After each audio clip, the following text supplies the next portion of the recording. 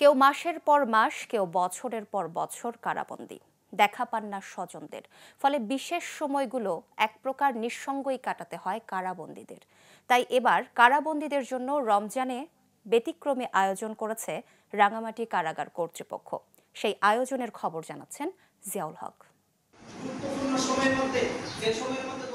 বিভিন্ন মামলায় আসামি হয়ে তারা কারাবন্দী। তাই পরিবার পরিজন ছাড়া পবিত্র রমজান মাসে চার দেয়ালের ভেতরেই নিয়মিত রাখতে হচ্ছে রোজা।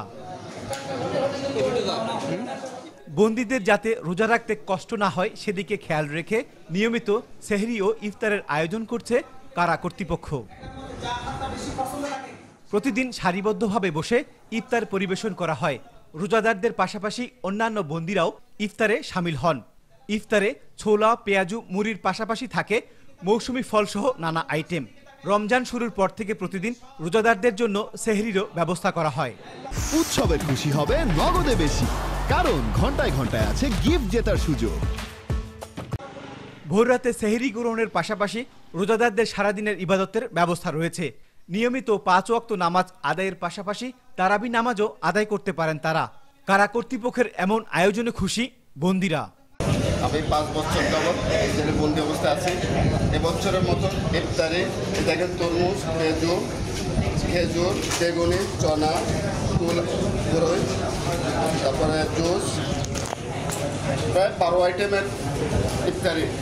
আমার জীবনে আমি 5 বছরে বন্দী অবস্থায় আছি, আমি এরকম ইফতারি কখনো দেখি নাই।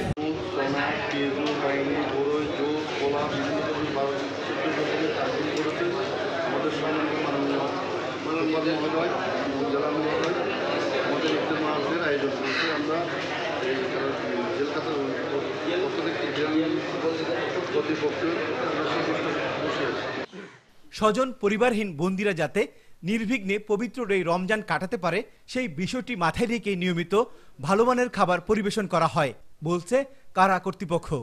আমরা কারাবন্দীদের জন্য এই মাসব্যাপী ইফতার এবং সেহরির ব্যবস্থা করেছি। এই পরিবার থেকে বিচ্ছিন্ন এই বন্দীগুলো যাতে পরিবারের অভাব বোধ না করে এবং ইফতার এবং সেহরি থেকে বঞ্চিত না হয়, সেই জন্য তাদের সর্বাত্মক আমরা প্রচেষ্টা চালিয়ে যাচ্ছি, যেন তারা কিছুটা হলে তাদের দুঃখ কষ্ট লাঘব হয়। এই রোজাদারদের জন্য পুরা রমজান মাস ব্যাপী ইফতারের আইটেমের মধ্যে ছোলা, মুড়ি, পেঁয়াজু, খেজুর, জিলাপি, কলা এবং শুকনো চিনির ব্যবস্থা করা হয়েছে, যেটা দিয়ে তারা শরবত বানিয়ে ইফতার করে থাকেন। আর সেহরির মধ্যে আমরা গরম ভাত, তারপর ডাল, সবজি, মুরগি অথবা মাছ সরবরাহ করে থাকি।